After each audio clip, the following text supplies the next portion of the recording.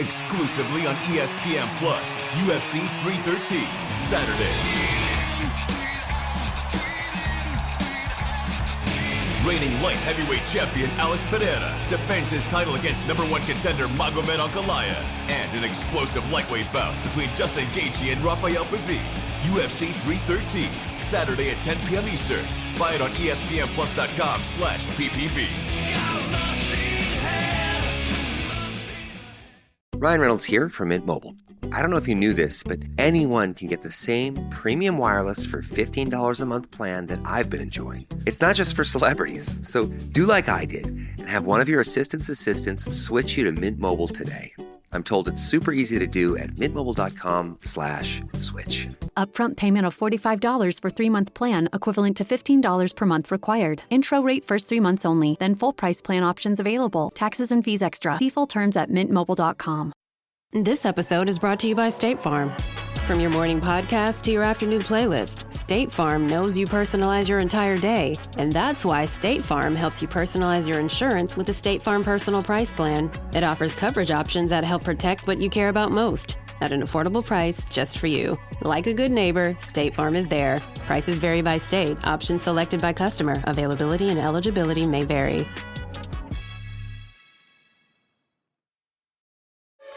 Employee Appreciation Day is March 7th, and a Starbucks card is the perfect way to say, thanks for all you do.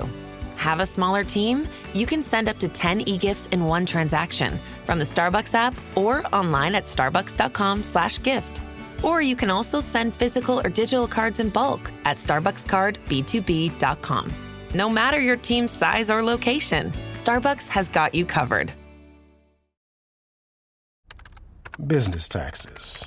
We're stressing about all the time and all the money you spent on your taxes. This is my bill? Now Business Taxes is a TurboTax small business expert who does your taxes for you and offers year-round advice at no additional cost, so you can keep more money in your business. Now this is taxes. Intuit TurboTax. Get an expert now on turbotax.com/business. Only available with TurboTax Live full service.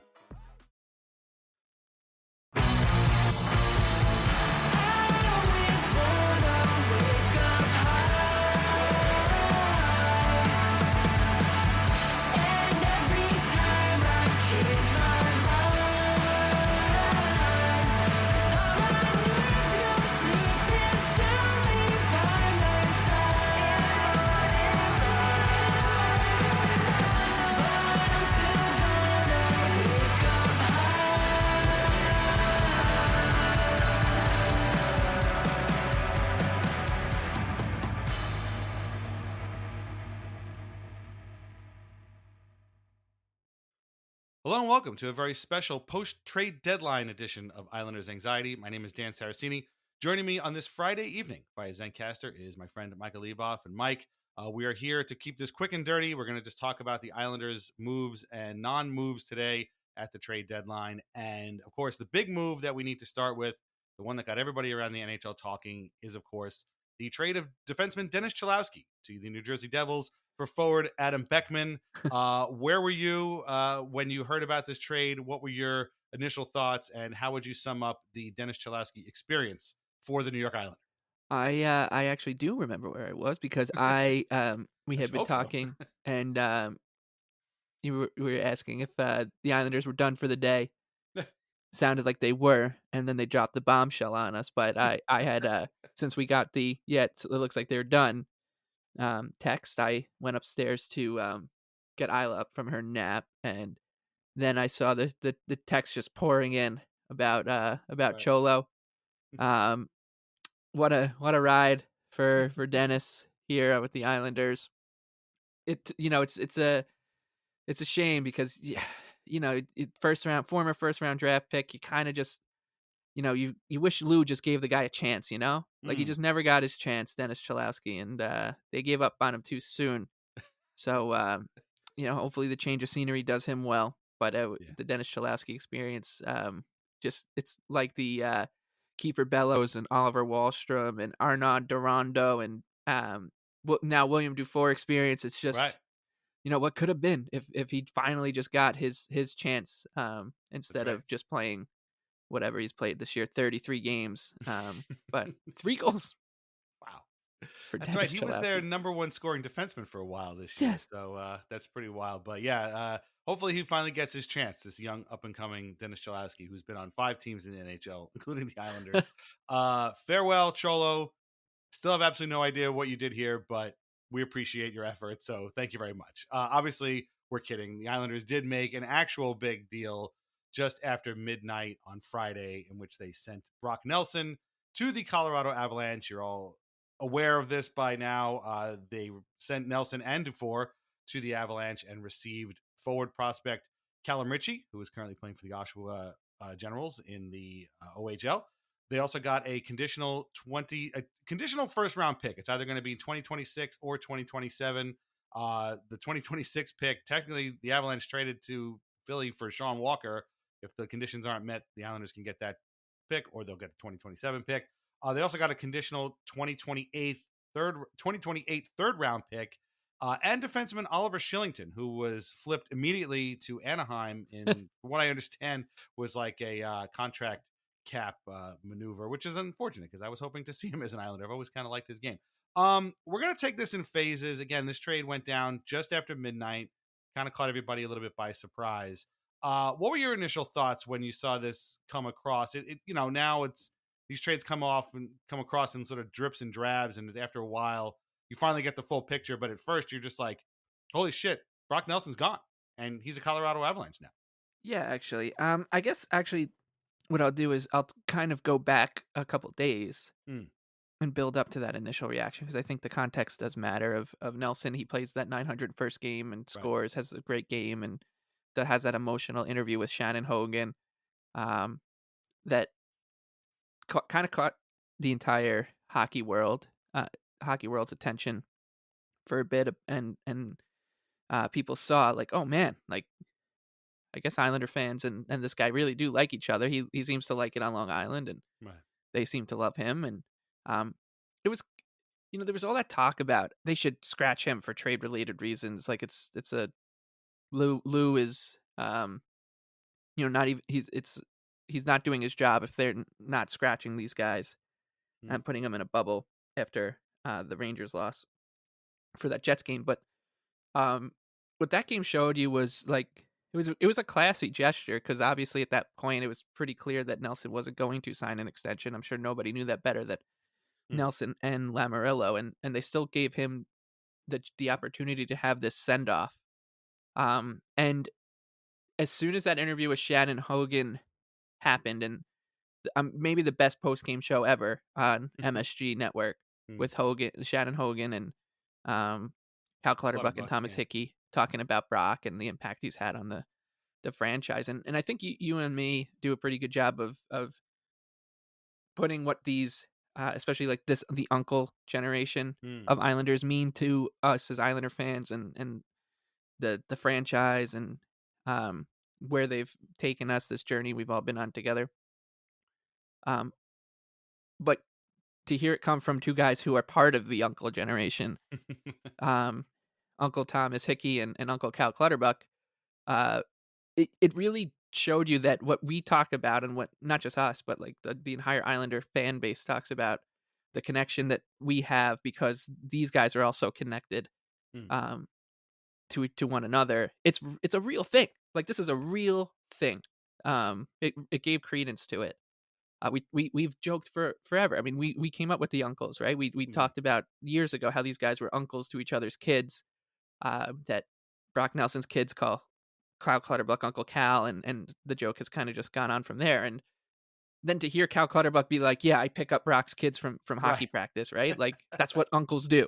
like that's this is uncle stuff.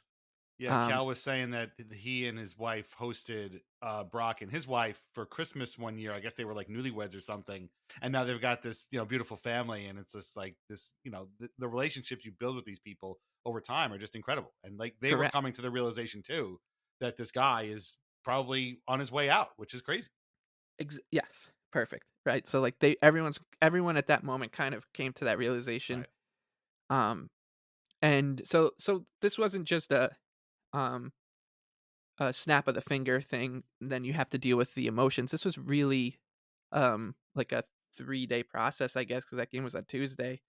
And there were a lot of people there, and it sounded like the people there were very grateful to be there, and um, for this moment. And I had somebody reach out to me with what I thought was a really good analogy, which was that it was an Irish funeral. So like everyone was laughing and telling Right. stories, and having a really um, you know laughing through the grief almost moment. And but then after it's over, and I'm trying to find the tweet. Sorry, just to give the person credit, was that after it's over, you're gonna miss the guys, and it's gonna hit you that they're done. They're not on the team anymore. So it's so that's really when it started, right? Like it wasn't just that. So we're already kind of dealing with the imminent grief, I guess, of losing Brock Nelson. Um, for a couple days, and then what doesn't help is that a couple things that didn't help sort through those emotions was the Islanders were on the West Coast. The Islanders, of course, operate in this cone of silence, and the professional liars all kept giving the same update hourly, as if it was if they were scheduled tweets from these folks. The Islanders and Brock Nelson, there's no clarity yet. They're trying to extend him. Who knows what's going on? It's whatever. And they would just write that same tweet over and over in different language for hours and hours and hours. And then finally, Arthur Staple tweeted out that it looks like he was getting traded. And that's when it just, it kind of hits you that that it was over. And I knew it was Colorado. I had heard it was Colorado for pretty quickly after that, and trying to like piece together what it could be, and sounded like it would be this Ritchie guy and all that. And when it still didn't like help, because I'm a romantic, and I've said this from the beginning, which means like I want to watch the Islanders win the Stanley Cup with Brock Nelson on the team. Right. And even though there's a 0.0002% chance of that happening, or there was at this time yesterday, there was still a little sliver of hope that it could happen. But then he gets traded, and it becomes impossible. Like he's not going to win the Stanley Cup with the Islanders this season, which was what I ultimately wanted. So like I was very sad to see Brock go, and I think most people were. But at the same time, I know like the logical thing here was for them to do exactly what they did. And it's, from what everyone says, it's great package. Haul. If I had to see the word haul one more time, I was gonna throw up. My mouth. I was about to mute Hall on Blue Sky. It's just tough. Okay. It's tough. But so like it in a weird way, like I always thought it would hit me like a ton of bricks, but because of what happened on Tuesday night, and then you're just kind of on your own to deal with the emotions of it, for the next couple days, because I'm not gonna. As much as we love our wives, and I can't just sit down for 2 hours and explain why I am physically present, but I'm not mentally present because Brock Nelson might get traded. So I was prepared for it in a weird way, but it's still just, it sucked. It sucked a lot. And yeah, maybe 5 years from now we look back on this and it's a huge day in Islander history. But as of right now, like Brock Nelson isn't an Islander, and that makes me sad. Yeah, it's I think it'll hit me when I see him play for the Avalanche, whether it's in a regular season game or in the playoffs for sure. One of the things I was actually like about this trade is that he was sent to a team that I have no like lingering baggage against. Like I don't hate the Avalanche. And so I can safely watch him play. Thankfully, he wasn't sent to like Washington or Toronto or something like that.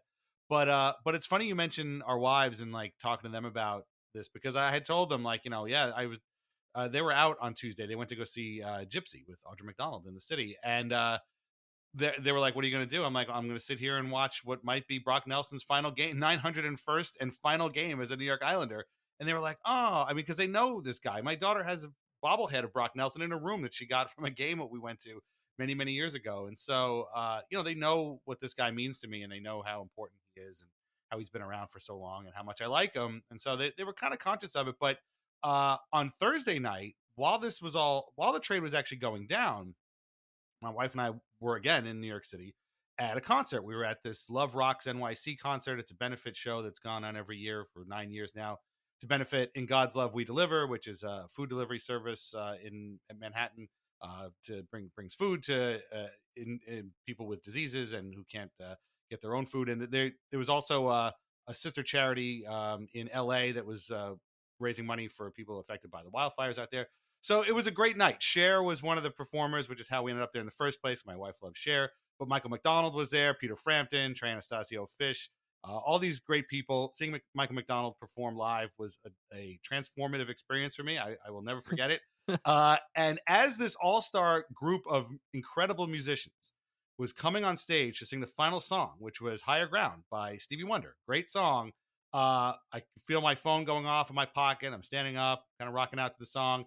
I check my phone, and it's you or somebody else in our group chat being like, Brock and Richie and all this stuff. And I went to check Blue Sky, and sure enough, that's what happened. And I told my wife, I'm like, sorry, I got distracted for a second. The Islanders just traded Brock Nelson to Colorado. And she's like, huh? In the middle of the song. So it was a very strange experience for me to, we have one eye on Cher and Trey Anastasio and Michael McDonald and Bill Murray sharing microphones to sing the song. Bill Murray, by the way, who we ran into on the street and got a selfie with Bill Murray. So, I mean, the night already started out great. To go from getting a selfie with Bill Murray to Brock Nelson getting traded to Colorado was a very, very wild swing of emotions for me. But, we've talked so much about what he means to this team. I wrote a thing at Lighthouse Hockey today that I don't think our feelings on him are a secret. Like, we love this guy. And it didn't start out that way. It took him a while to become what he became. But once he did, he was essentially the most consistent forward this team has had in this era of going to, back-to-back semifinals and being in this sort of playoff push era. And we could call it the Uncle Generation. Perfect title for this episode as well. And it was a necessary move, though, that he apparently wasn't interested in signing, or at least couldn't commit at this point. And it just made sense for Lou Lamoriello to trade him. And I want to mute two words I never want to hear again: haul and blockbuster.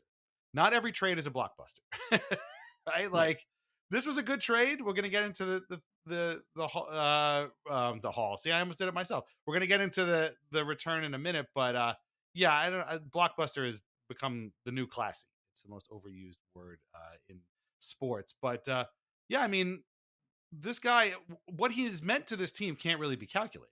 Like, yeah, we can call him uncle, we could joke about it, but like on the ice, I don't know if anybody's brought it with the consistency that Brock Nelson has. Like, and they've just removed that from the lineup for logical reasons, mind you. We're not disputing that, but that's a huge thing. And I'm kind of morbidly curious to see how the Islanders move on, at least for the next 21 games, without that guy in the lineup, because we've almost never known him to not be in the lineup. Right. He's never hurt. He's never sick. He's just always there. He's just always there. Yeah. And he's got averaging 35 goals a year for the last 3 years. Like, that's just gone now. And that's going to be a hard thing to get over, I think, at least for the short term anyway. Yeah, no, it is. And it's not like that's what it's so strange about this and kind of powerful is that it is the on ice impact and the off ice impact are almost identically important. Right. He's you go to bed every night and you wake up in the morning and Brock Nelson is probably going to score a goal if he gets a scoring chance. And he's gonna, like you said, he's gonna play. He's so good at coming down that off wing and beating the goalie.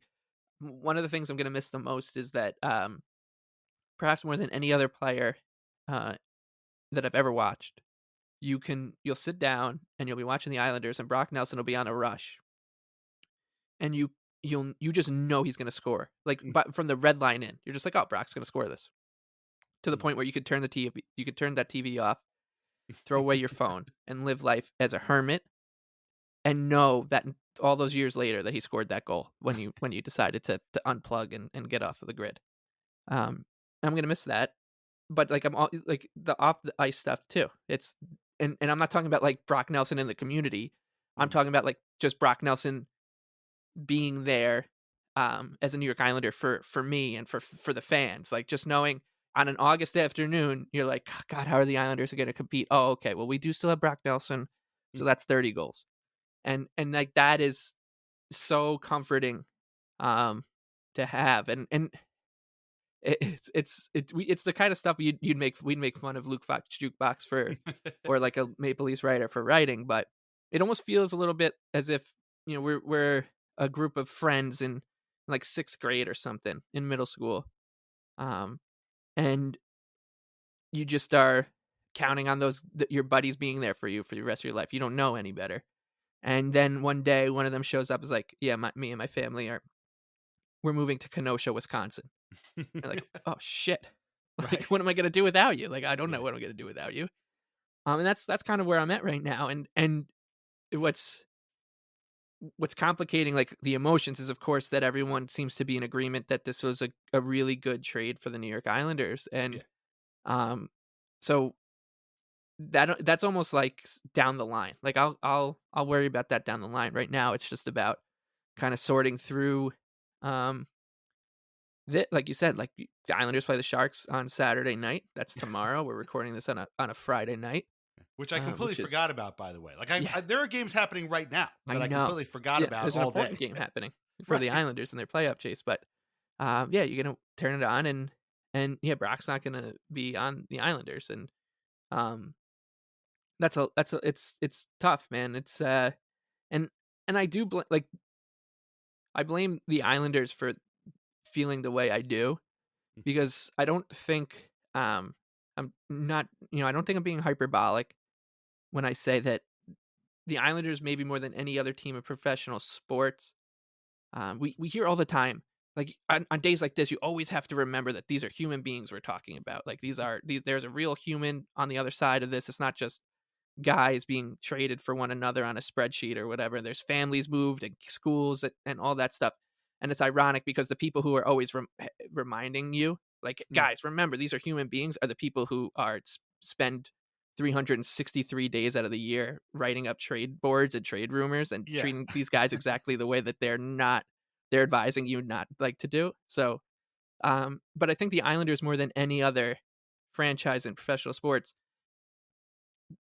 like they lean into the human element and like treat the players on the team like they're not players, like they're human beings. There's New York Islander human being Brock Nelson. It's not New York Islander player. And that's what's so complicated, because you feel like I've been through the wars with this guy. Like I've been in the wars, and Brock Nelson has been in the same wars as me. He's just in a different battalion. I'm over here on this side of the plexiglass, and he's on the ice. But we've been through the same wars. We've been through the Ryan Pulock save against Ryan McDonough together, and we've been through the sweep of the Pittsburgh Penguins, and then the sweep of us by the Carolina Hurricanes together. We've been through the guy who we drafted before Victor Hedman, who's won one playoff series since then, leaving. Like we've been through that all together, one way or another. So that is really what's complicating the whole thing for me, that I can't even get to appreciate what the Islanders did on a like franchise altering level, because I still have a lot of getting used to the fact that Brock Nelson isn't an Islander anymore. And it sounds so it's pathetic to say, right? Like yesterday I chased around a 3-year-old, my toddler. I was taking care of a baby, picked up dinner, did shit that a 35-year-old does. But that whole time I was thinking about Brock Nelson. Like that's not I'm an adult, and just like it's so like there's just like there's so much going on and rattling around in my head, and it's going to take a long time to kind of get over it, I think. It's like when the Four Nations were happening and people were making fun of Brock because of the Great Temples and like, oh, whose grandpa is this? It took a lot for me. I don't like to argue with people, particularly on the internet, and it took a lot for me to not be like, you guys just don't understand. Like, we love this guy. I had to felt like I had to defend this man's honor because he feels like I know him. Like you said, we've been through the wars together, and yeah, it's gonna definitely be weird him not being here. But again, we keep going back to how it was the right thing to do. And I don't think, and also like that human element that you're talking about, I don't think that Brock was just, and we're going to talk a lot about Lou Lamoriello in a few minutes, but like, I don't think Lou just sprung Colorado on Brock and just was like, okay, see you in Denver. Like, it wasn't that. I'm sure that, they discussed this exact outcome and the places that Brock could go. I don't know if he had any, I'm assuming he had some sort of trade protection, and, Colorado was probably not on that list. There's been no reports about him having to like waive his no trade or anything like that. So I think, he did the right thing for Brock, and what happens after this, as he's a UFA, we don't know. I mean, he might come back to the Islanders. We don't know. And this whole thing would seem kind of very silly, or he could, unfortunately, prove John Buccigross right and go to Minnesota, where he's from, or maybe he stays in Colorado. You never know. Or maybe he signs in Dallas, where everybody ended up today. But it's going to be weird no matter what. And, taking him out is going to be something that the Islanders are going to have to reckon with. And we're going to have to reckon with, because the team is going to look different when we watch them play on the West Coast of all things, too, late night. You're going to be like, wait, am I sleepy? Am I asleep right now? Am I tired? No, it's just the Islanders post trade deadline. We should talk about the return again. The big get here is Calum Ritchie, who is apparently was the Avalanche's number one prospect. I've seen reports that he's immediately now the Islanders' number one prospect, which shouldn't be too hard, because really it was Cole Eiserman and Danny Nelson and Quinn Finley, and that was about it. But those guys are kind of below Ritchie. Currently 20-year-old Ritchie, again for the Oshawa Generals in the OHL, 67 points in 41 games. He's obviously older than a lot of these kids, but still, that's pretty sick. 14 goals, 53 assists. He did play 7 games for the Avalanche this year. And if you're thinking like, boy, why do I remember this name? Have I heard about him before? Yeah, you heard about him because he scored his one and only NHL goal against the Islanders back earlier this season in that game against the Avalanche that the Islanders somehow won. Brock Nelson scored 2 goals in that game. And now these guys were basically traded for each other. Here is Miles Wood. Tried to work his way through Scott Mayfield. Could not do it, but the Avs get it back. Manson just off the bench. Throws it down deep. Score! Calum Ritchie! Calum Ritchie! His first career National Hockey League goal! His 3rd career National Hockey League game. He came sliding for the backdoor feed. He rams it to a wide open net. And 1 minute and 1 second in, the Avs have a 1-0 lead. Tonight here, Moj. What an incredible pass by Manson. And you know that Cal Ritchie with those sweet hands is going to pop that in the wide open net. First National Hockey League goal for the first rounder from 2023. 19 years of age. And there's something he thought would have come true. And tonight. It's pretty wild that he's an Islander now. I read a bunch of kind of, winners and losers and grades and things like that. And I thought ESPN had a good look at this. Ryan Clark, who's covered the Avalanche, for a long time. He put it pretty well. Basically what he said was that, the Islanders could have gotten a 1st round pick or Ritchie in this trade, and it would have been mainly a win. To get both of them is emphatically a win. And so from that aspect, I mean, once I read that, I was like, I guess that makes a lot of sense. These guys there's still a long way to go for prospects. But I mean, if you go back and look at this kid's numbers throughout the years, I mean, it was 80 points in 50 games last year, 59 points in 59 games the year before. His playoff numbers last year were pretty wild too. He's got the bona fides and projects to be a pretty good middle 6 center, which is funny because that's who Brock Nelson kind of is. And so if we can, Calum Ritchie becomes Brock Nelson, I think we'll be pretty happy about that. So I'm good with it. Would I have liked the 1st round picks to be a little bit more immediate than potentially 2027? Yeah, frankly, but I'm not going to complain too much about it. Again, the Shillington thing I thought was kind of funny. At first I was like, oh boy, I've liked this guy for a while. I think this would be pretty cool. And then immediately it was like, no, he's an Anaheim Duck now. Okay, great. And the Islanders are going to play against them on Sunday. So that'll be a lot of fun too. But, in a vacuum, which is another phrase I'm getting sick of, by the way, this is a good trade. And this was the exact trade that the Islanders should have made with this player in this circumstance. And so I'm happy with it. I think I'm okay with it. Yeah, I mean, I'm sure it's fine. And it's just like I'm just in an emotional state where I like can't even see clearly and won't be able to kind of put it together, because I'm still in that, I'm still at the bar after the wake, and talking about Brock Nelson memories, and I will be here for quite some time. Um, but as you said, like it sounds like the way everybody reacted, and I've got like unsolicited. I sound like Brock Nelson when Tony D'Angelo came. That I got unsolicited text from other people in like hockey, and they said like, you're gonna love Calum Ritchie. He's sick. He's so good, etc. The Athletic gave both sides an A for this trade, if you can believe it. So I mean, Wow. for the Islanders to get an A in a trade means Win-win. Yeah. Um, I will say like it on paper it looks great, but it, there's no such thing. I saw people calling Calum Ritchie like a can't miss prospect or Yeah. whatever, like Yeah.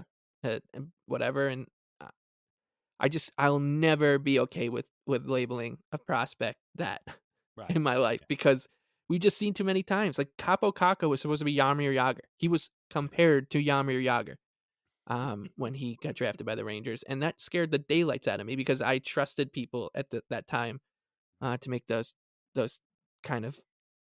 I fell into the professional liar trap, is what I'm trying to say.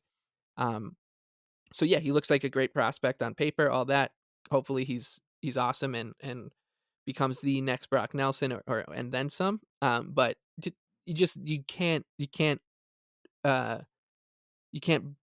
just assume because some prospect grifters say he's a can't miss prospect. He's a can't miss prospect. He absolutely can. They can always miss. That's what, yeah, always. They can always miss is right. Like, I mean, Oliver Wahlstrom looked like a really good NHL. Like he was on his way to being a really good NHL player before his injuries, and then whatever that all and then everything fell apart. So it's not.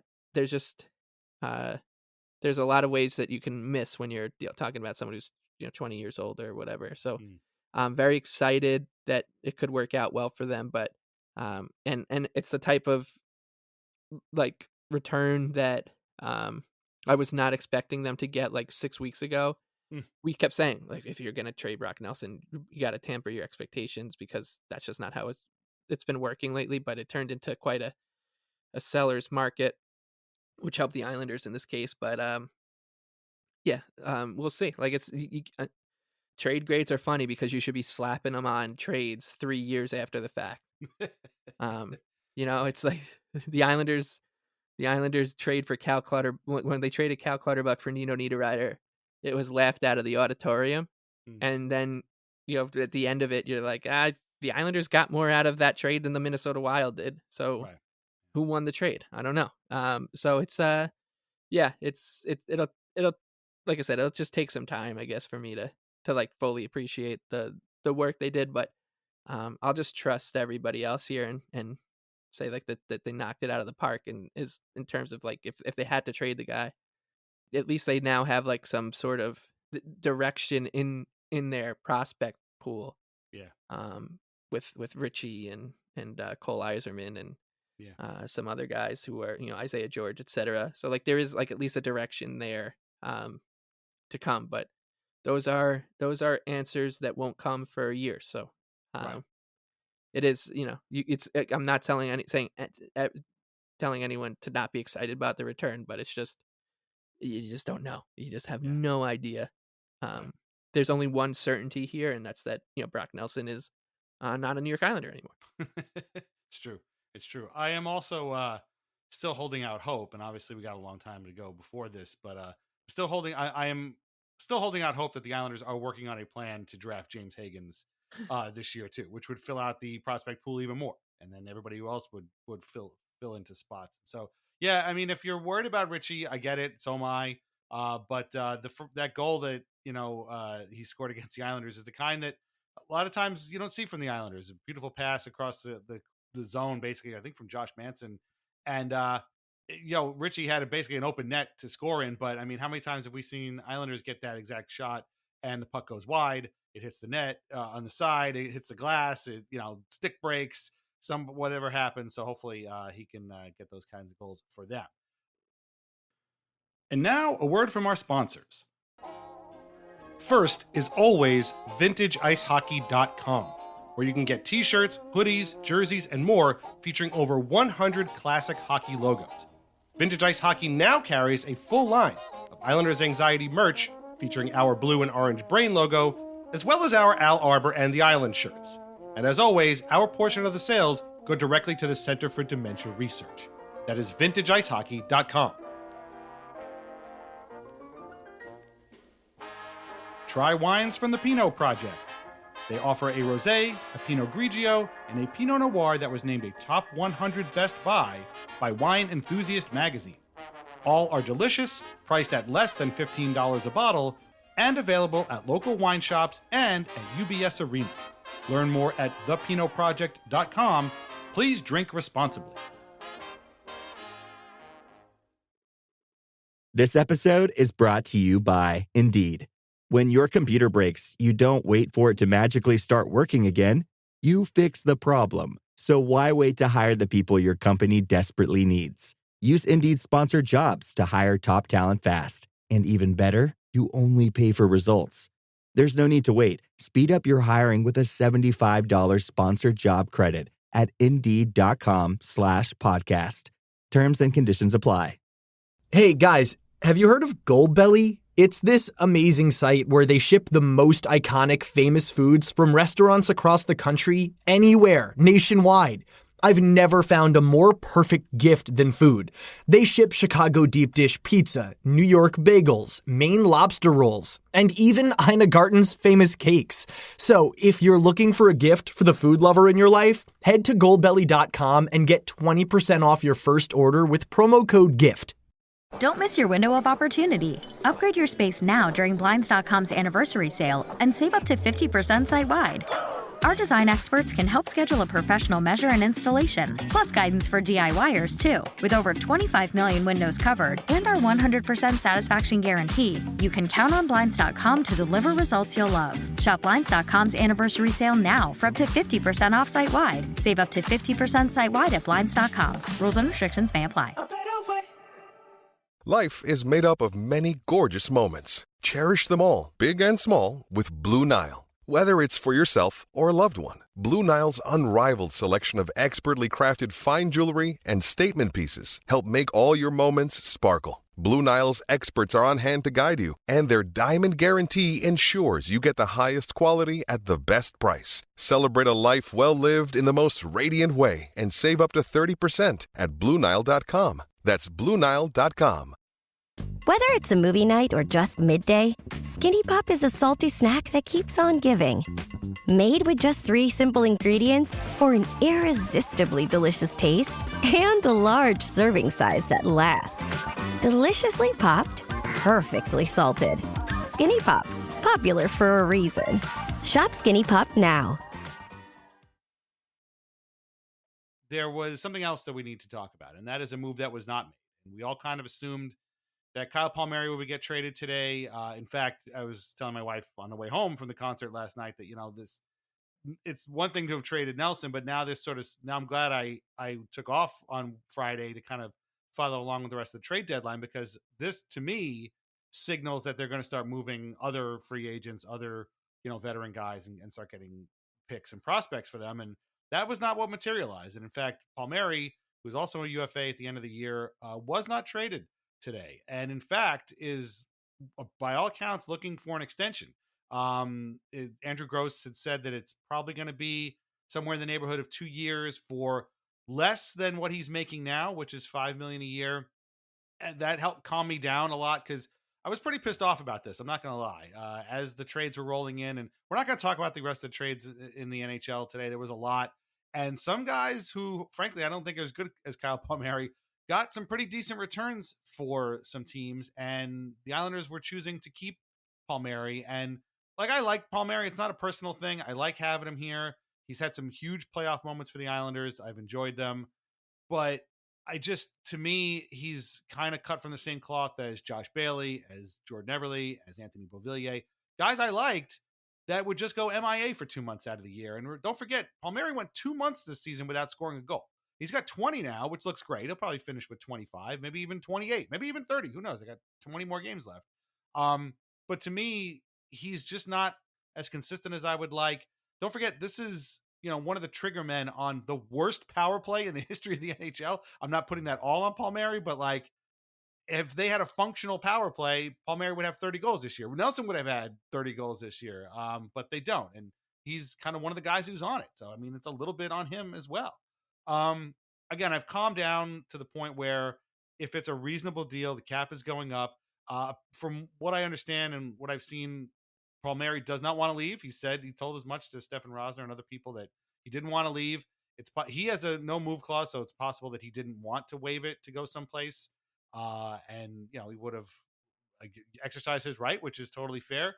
And if he wants to stay, and then Lou can sign him, I guess it's all right. But at the same time, people are really disappointed. People are really very, very angry about this. I get it. I want to see Lou replaced and moved on too. Just for the overall sort of direction of the team, I'd like to see kind of moving into a more modern and kind of more proactive stance. Shout out to the Isles House guys who made a good point that Lou is very reactive. He's not very proactive anymore. I would like to see that. See some proactive teams around the league. And so I think I'll be okay with it if the number is okay. And maybe, the certainty of having that contract will help Palmieri get more consistency in his game. But at the same time, it's hard to not look around and be like, I think they probably could have gotten something for him. Maybe it wouldn't have been much. It was a second round pick and another asset was what Arthur Staple was saying was sort of the going rate that he heard.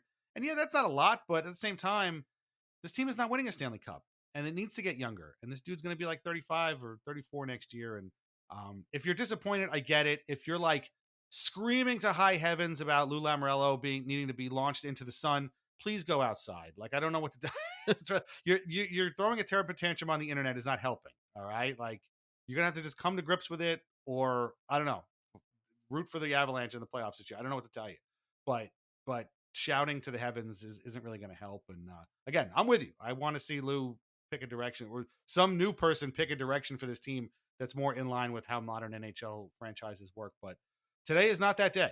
And as great as it is to get a player like Calum Ritchie, who people seem to have high hopes for, hanging on to a Kyle Palmieri sends a kind of a mixed signal, I think. I think that's probably what it is. It's like, yeah, we traded this guy for futures, but we're also going to try and make the playoffs with this other old guy. We're going to sign to an extension. And it's a little brain breaking. Where do you come out on the Palmieri thing? Because you were the one calming me down and you were like, you know what? I think it's going to be okay. So we're a little bit at odds here, but I'd like to hear, why you've been cool with this the whole time. Like, you were not pissed off at all as much as I was earlier today. Well, yeah, there's a couple of things, right? Like, I do get I think that there's a logical argument to be made that it was the wrong thing to do from like a franchise direction standpoint. It's fine, but like you said, like what good does arguing on the internet get anyone? I still don't understand why people do it. I do feel like less and less people are doing it these days, which is nice because, hey, it doesn't matter if you think that Scott Perunovich should play over whoever, Adam Pelech on the first pairing or whatever. It's not going to come down to you. It's going to come down to the other guys. We just have to watch and either enjoy or not enjoy.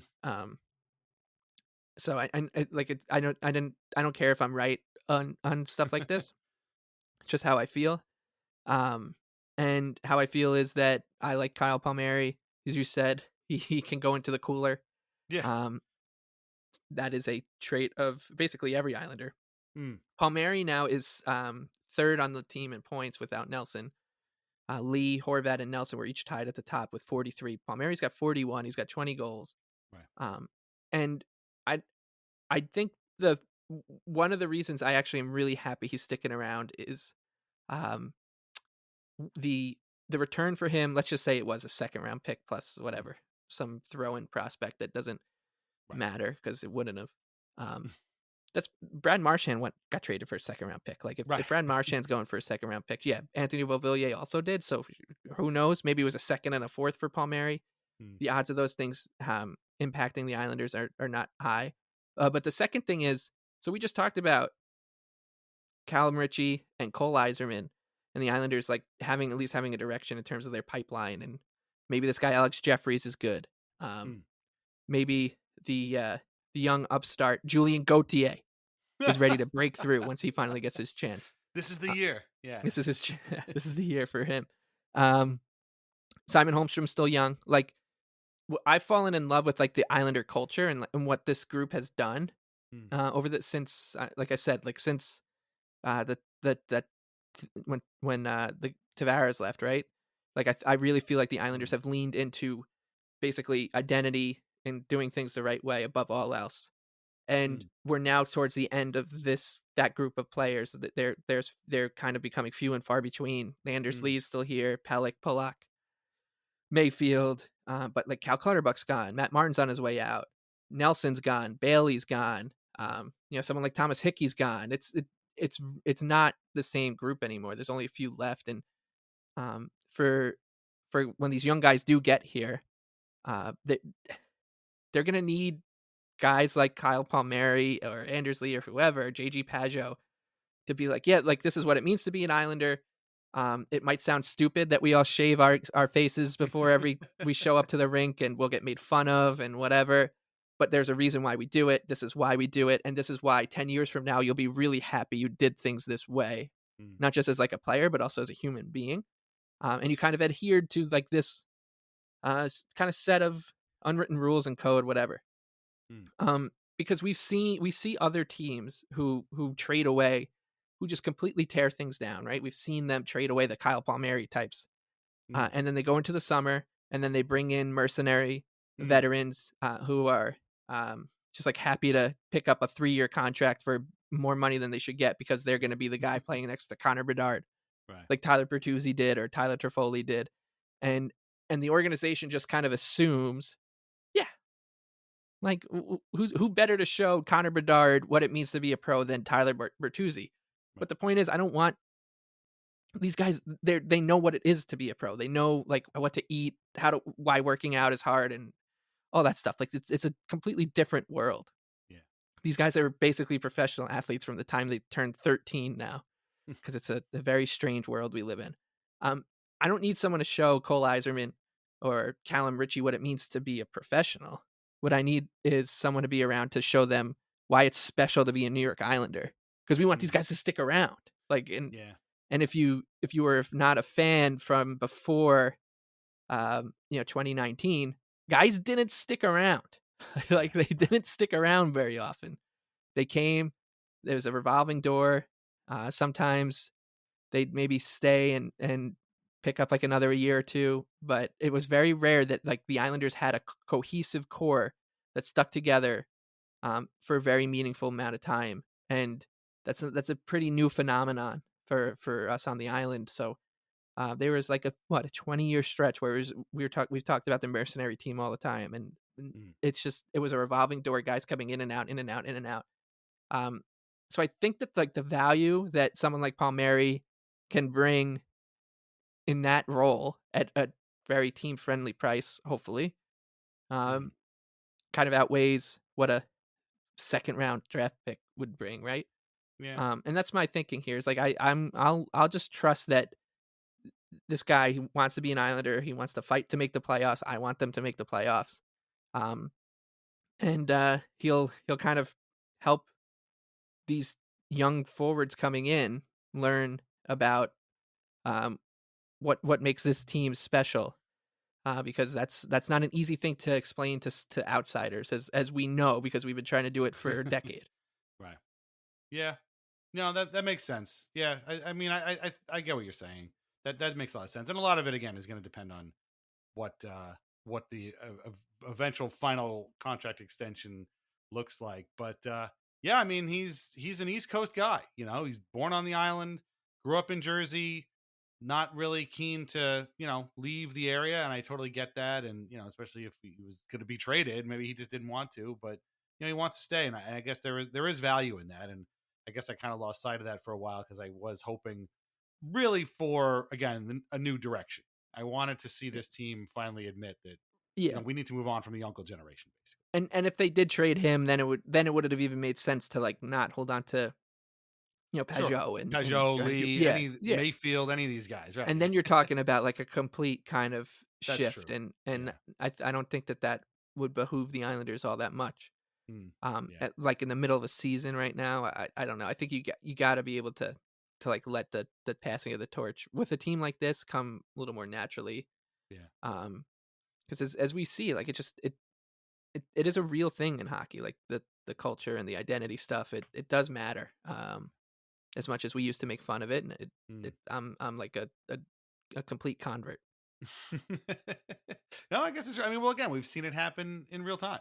I mean, it was that those runs. We're never going to forget those runs, and I know that I probably have to stop talking about them because they were 5 and 4 years ago. But these guys were all part of something very special that we all really enjoyed, and I think I should probably be okay with Palmieri extension, although they are going to need a lot of help.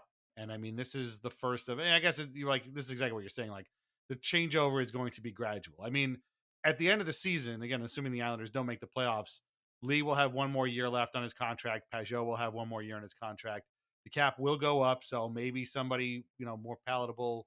The Mayfield extension might be made more palatable.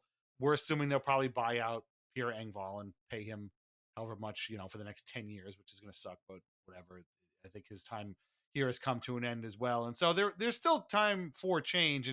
And the mentor thing that you mentioned also came to my mind too. Like these guys are going to come up and like Quinn Finley and Danny Nelson are going to be playing for this team, and it's another American guy from the development program who's here and lived here and can show me all the places and the schools and all that kind of stuff. So. Yeah, and like you imagine those guys walking into a locker room and it's Kyle Palmieri, Anders Lee, Bo Horvath, guys who've been here for a long time. And then now imagine the alternative, which is those guys show up next September and it's like Craig Smith and David Perron. Yeah, exactly. Yeah, right. Yeah, it's like with no David Perron is here. Yeah. Oh, what can you tell us about Long Island? I got no idea. Like I remember Brad Lukowicz. That's crazy. Yes, Brad Lukowicz. When the Islanders they played the first game after the lockout, Lukowicz was on the team. He was an Islanders draft pick. And he had just signed a 3-year deal. He's like very excited. He got the alternate captaincy, a whole thing. And we saw him after the game coming out of the Coliseum, like whatever. And he was like asking us the lay of the land. He's like, I know the area around here is like not the best. Is that I remember that from being from like traveling here and like when I was first coming to like rookie camps and stuff. He's like, we're like, is that the case? We're like, yeah, it's like there's a college there, whatever. Like this guy doesn't know anything about Long Island, and he's a New York Islander. So like, do you want Cole Eiserman sitting down in a locker stall next to Brad Lukowicz? Who's like, I got no idea. Where can you get a good bagel around here? Got no idea. Just I don't know. I'm just gonna Uber. Like, right. Yeah. No, you want the opposite. You want these guys to instill like a pride, and that stuff pays off down the road quite a bit. So I will say this, and you alluded to it a minute ago. I think a change that the Islanders could make that would help Kyle Palmieri, through this next phase of his career, assuming he signs this extension, is we have seen the New York Yankees relax their beard policy. And I think if the Islanders did the same and let this very hirsute Italian man grow a tasteful, respectful beard, I think you would see Kyle Palmieri's strength grow, because we know what playoff Kyle Palmieri looks like. And that's a totally different animal than regular season Kyle Palmieri. And usually the answer is because he gets to grow a beard. And usually by game 3 of the first round playoff series, the dude's got a full beard. He looks like, Grizzly Adams out there, or Billy Gibbons from ZZ Top. And he can do what we expect Kyle Palmieri to do. So maybe the Islanders plan on making that change and helping Palmieri along his pursuit of, more seasons with the Islanders. So we'll see. Yeah, I mean, I totally get why people are mad. I was mad pretty much all day seeing some of these trades go down and being like, come on, really? We're doing this? But the more I thought about it, the more I thought about, the potential money layout and time period, I was like, all right, I think we'll survive. And again, like once those guys start coming up, and hopefully it's sooner rather than later. My big fear with Cal Ritchie is I don't want him like wasting away in Bridgeport. I think for 2 seasons. I think that's everyone's fear with all these guys. It's just like, well, either it's right. That's a scary thing. Exactly. Talking about the culture here. Right. Yeah. Not the culture in Bridgeport. And my big fear in general with the team is I don't want to watch the same season for the 5th year in a row. It's a legitimate fear. And I think that's where people's frustration is coming from more than Yes, anything, right? for It's sure. like just because you deleted Brock Nelson doesn't mean we're not going to see this again next year. So Right. I don't blame anyone for feeling that way. But I do think that it's the best course of action in all these things is just to take a deep breath and let things actually transpire before you get hypothetically mad about hypothetical situations. And we'll see. Who knows, man? Maybe these guys make the playoffs, and I want to make sure we talk about some of the trades when we record again on Monday night after the game. So I won't get into it, but I do want to talk about it because I do think the Islanders are in much better shape than I think people realize, and even some of the teams that tall ski teams are. So I'm walking away from this trade deadline very sad, but not mad. I didn't hear Bruce Arthur call the Islanders a tire fire. I mean, just the opposite. People are like, I watched the TSN Trade Center today. Again, we won't get too far into this because we'll get into it on Monday. But, they kept talking about the Avalanche side of things for obvious reasons. I mean, between the Avalanche Stars and Jets, everybody's going to the Western Conference. It's going to be a bloodbath out there for sure. I like how they keep throwing the Oilers in there just to be like, oh, these guys are really good too. Yeah, are they? Really? Are they? But reading about the trade from the Islanders' point of view, people really like what they pulled in. And so, hopefully they're not all wrong. Again, these are professional liars. Many of them are grifters. Many of them are prospect perverts that just, love these guys and will tell you that, compare them to, I don't know, Cam Neely or Guy Lafleur or whoever, whatever Hall of Famer makes the most sense. But we shall see. And the other thing too is like when you see fans of the other team like visibly upset that they gave up a guy, that's also kind of a thing too. Yeah. Like, oh man, really? Come on. Well, I guess we got Brock Nelson. Like that seemed to be the Avalanche fan perspective on this.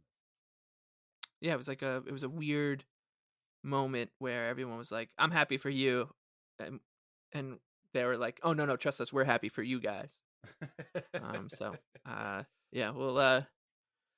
We'll see, but it will definitely take some getting used to, and it's just it wasn't fun, kind of like not being fully mentally present the past couple of days because I've just been dreading the news. So I'm definitely in some sort of stage right now. I don't know which stage I'm in, but I'm in some sort of stage. So I'm going to go ahead. I was going to say, I'm going to go ahead and assume that you're tired because I am hella tired as well. It was exhausting. We're going to wrap this up here. And we'll be back, like Mike said, on Monday with another episode of Weird Islanders with another episode of Islanders Anxiety that will cover the game against San Jose, the game against Anaheim, and then look forward to the game against LA on Tuesday. On Tuesday. And, we'll see how they look without Brock Nelson. You could hear I'm all over the place. So I will just say real quick, I know it was a really, really busy Friday. Everybody was paying attention to the trade deadline. We did put out a brand new episode of Weird Islanders, the podcast, about Mike Motto, Lighthouse hockey legend, Snow Angel maker, Hobie Baker winner, and car dealership pitchman. And it was with one of our favorites, the great Keith Dallas. So listen to it. It's a great episode. It was a lot of fun. Maybe you listen to it today to kind of get your mind off the trades and stuff. But if you missed it, check it out. It was one of my favorite ones that we've done this year, and that was a fun one to revisit because it just reminded me of great times at Lighthouse Hockey, shitting on Mike Motto. In the meantime, become a patron at patreon.com/IslandersAnxiety for ad-free episodes, bonus podcasts, written posts. Everything you get there. You can find us on Apple Podcasts, Spotify, Amazon Music, Audible.com, everywhere you get your podcasts. Please leave us a review where you can. Our theme song is Morning Haze by Family Dinner. Listen to more of their music on Spotify. Read Lighthouse Hockey every single day for your most up-to-date Islanders news and discussion. I wrote about Brock Nelson earlier today. Dom has been holding down, the roundup of all the trades and everything before that as well, as always. And Islanders Anxiety Podcast is part of the Fans First Sports Network. Learn more at fansfirstsports.com. Shop vintageIceHockey.com. Try wines from the Pinot Project. Mike, where can everybody find you on Twitter? The Big Lebowski with 2 E's. Follow Mike at the Big Lebowski. We are absolutely running on fumes, but do you have a final thought on what transpired or did not transpire today for the New York Islanders? No, I will just leave you with an anecdote just to tell you and show that a lot of people, I know a lot of people were really kind of emotionally touched after Tuesday night. And as if you listen to the show, Dan and I are both big Warren Zevon guys. And yes. My friend, after one of my friends was on a business trip out in California and caught the tail end of the game and the interview. And in our text message, he was just like, he sent the Warren Zevon song "Keep Me in Your Heart," which is obviously pretty heavy song, and I knew better than to listen to it after that. But I didn't listen to myself, so I was just washing dishes after that Shannon Hogan, Thomas Hickey, Kyle Clutterbuck.